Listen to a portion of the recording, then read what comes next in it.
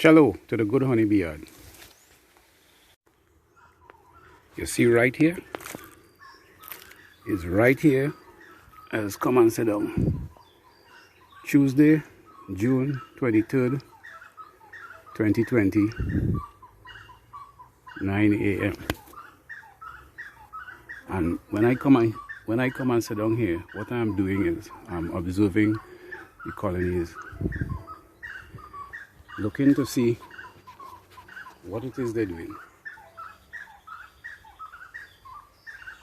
Looking at the bees and looking at the whole scene.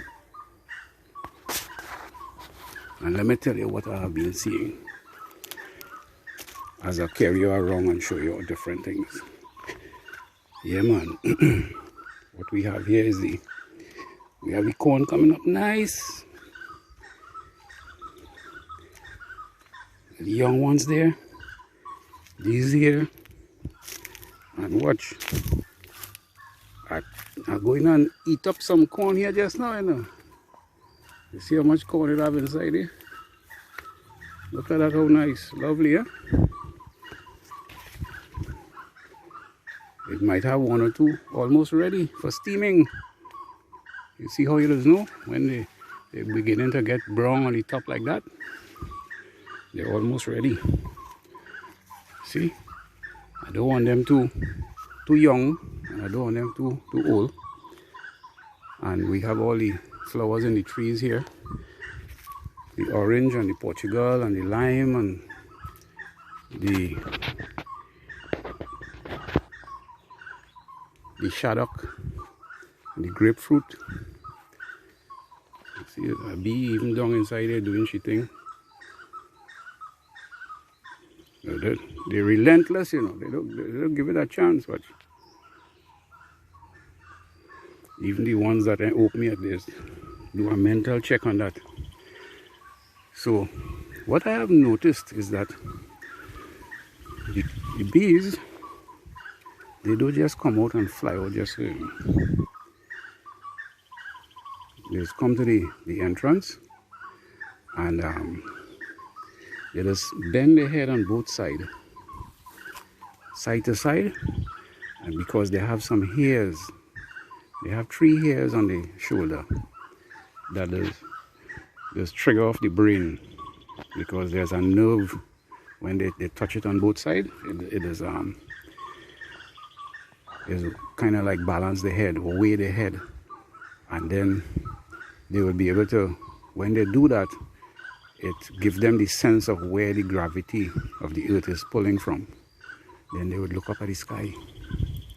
And they look up at the sky now, even if it have cloud, like it have clouds cover here, they'll be able to get the rays coming through, because they could see that. We can't see that. So they'll pinpoint where the sun is, and then they would rev the engine. And when they rev the engine now, they will know, well, okay, if they have enough fuel to make a trip. So they will then check the temperature and the wind speed. Now, the ideal wind speed for them is 10 kph. Once they get that, they start up the engine and zing, they're gone. It's a nice little thing I like to see when they're doing that. But you see, you just have to go and sit down in front of the colony to do that. And when I went to do that there just now, it didn't take very long. I was only able to see like 1 or 2 bees doing that, because right now they're in flight, you know. They bringing in some of that nectar, as you would have seen. So this is what I do. You know, you have to observe. If you're observant, you'll become the best beekeeper that you can be. Yeah, man. So I don't like to start up too early. Whenever the season finishes, like in my case, the season for me has come to an end. The last extraction I made in June, well, this June here, all the nectar that the bees gathering now will be left for them. And bees need a chance to be left alone without being manipulated and have their colonies open up every so often by the beekeeper. So this is my period of leaving them alone until October. Either the middle to the end of October, I will start back doing some manipulation.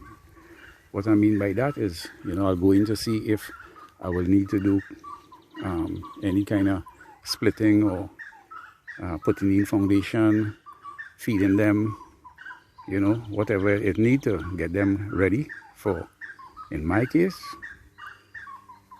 November, December, because that is when the soap vine will be coming out, and then after that is the kudzu, and so on and so on.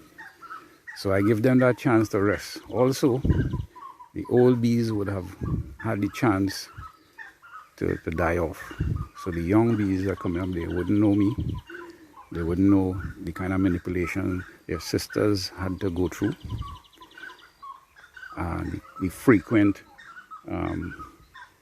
interfering or coming in their colonies. Now a bee want to come and harass me here? Come on, man. Anyhow, she must be just curious. So that's how I do my beekeeping on this side. And in the meantime, I will go through and prepare the ground all the way around the colonies. In this case, farming on this side. So right here now, I'm going to try and see if I could clean up some of this bush here, so I could plant some corn coming up this month. No, sorry, next month. This one here is for this month, but what I'm going to do here now is for next month. So always doing it ahead of time. And just to show you what I do, remember, I don't use no big set of no machinery, because that gives me a lot of problems with my aching back and so on, with the arthritis. And as you would have seen, taking a whole bunch of these things for that. The vibration, me and vibration ain't no friend. Look a nice butterfly there. Oh, wonderful. Okay.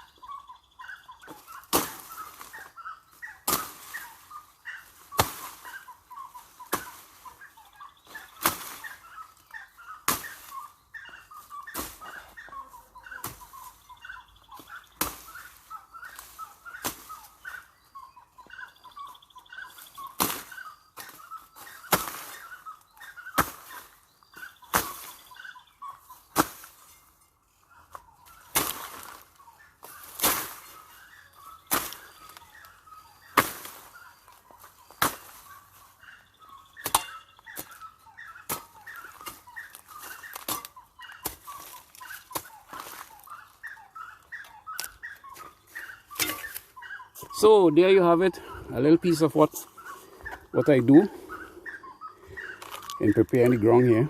But you have to be careful. You have to do it in a time when the bees are not that active and alert of your presence. One bee was coming at me there just now. So what I do, I just give it a little rest, because what happens is when you cut the weeds or the bush, however you understand what I'm trying to say, the cut grass or the cut bush, once that bush is cut, it oozes a smell, and that smell gets in the air, and the bees don't like that at all. So all those people who using lawnmower and weed whackers and those kind of machinery and around sensitive bees or Africanized bees, guarantee you will get sting. When I am here or even further off and I'm preparing the earth there by using the fork to dig up the ground and turn it over. If I don't do it at a time when the bees are busy, I have to use a tactic, misdirection, so that they wouldn't bother me. Once that earth get overturned, that smell attracts the bees and they come at you in good enough numbers to have you running. Also, if it is you don't want to adhere to those kind of things, and you come around and you're using, let's say for instance, you use a weedicide, and in some cases you might put a sticker in it. Sticker meaning that something that would cause the weedicide to stick onto the leaves of the little bushes and the grasses. So if it rains, it doesn't get washed out. Some people might want to use liquid soap. Even if you use the sticker, what does happen is the bees will come at you because of that smell. So smell is a very, very important thing, and that is what the bees is used to maneuver and you know, do a lot of find what they want to find and so on. So just like the lemongrass, how it attracts the bees, similarly when you cut the grass, it attracts the bees and you will get sting. It's just a little word of caution, you know. Some of you might want to know how come I'm doing all this little gardening here right in front of the colonies, especially where my bees are very sensitive. I don't know if they're Africanized, but you know, sometimes they like pussycats, and then sometimes again they don't give you a chance. So this is some of the things that I have observed, and I'm able to use that so I can manipulate the bees. Alright, so what I'll probably be doing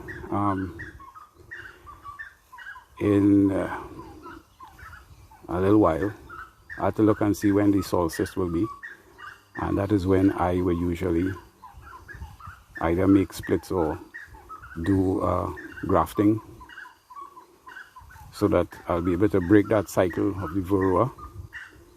And you know, this is why I don't have much problem with varroa at all.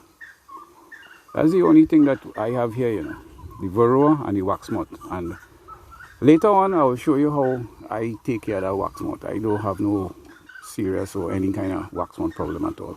Only if I get myself very lazy, then I could probably get into a problem with the wax moth. But other than that, I don't usually have wax moth. So my main thing is the varroa disruptor, and that is being taken care of real easy and nice. Yeah man, the solstice is coming up just now, so I'm going to be getting into that to make I'm not sure what I'll do yet. No, I could even do some notching as well. Depends on how lazy I am at the time, because now that the season is finished and I am in the rest mode, getting back up, I might have to take some bee sting to get me going. Okay folks, yeah man, so here's the thing. You know what you have to do, not only for me but for yourself too, right? So today I'm making a kind of very humid kind of day. I didn't check the weather chart. This big piece of Sahara dust that coming down here affecting me, man. It have me not feeling like myself at all. I'm in a kind of mood, you know, that I'm feeling to do anything. But I am a self-starter, so you know, I don't need no kind of beasting or push or any kind of thing to start and get things going. So I have no problem with that. Anyhow folks, have a nice day. tomorrow is the middle of the week, so make sure you have something done for this week, something productive, and don't let the Sahara dust anything get to you at all. Okay, so I don't know if and how that will affect the bees, because you know when it's so humid and thing, sometimes the bees just use up a lot of energy. So I don't know if the colonies, what kind of food stores they have. In any event, as you would see, we do it at night, so we know what kind of field force we have, and we take it from there now. Yeah. So it's good chatting with you. I hope you will benefit from some of the experience that I have working the bees over these numerous amount of years. And we'll have to get back to you on another one, eh? Yeah, man. As for the corn, man, I planning to make a corn soup, you know. Yeah, see how nice it's looking over there. I'm going to be making a corn soup pretty soon. I might even do a little video and show you how the Trinidad corn soup does be. Yeah, man. Or I might even do curry corn.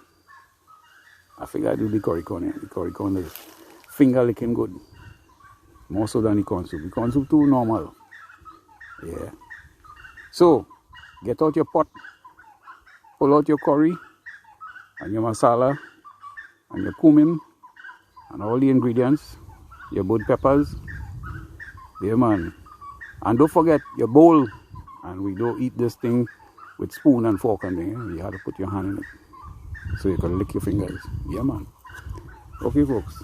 Catch you in the next one. Thanks for all the comments and likes. And we'll get back to you. Okay. TTFN.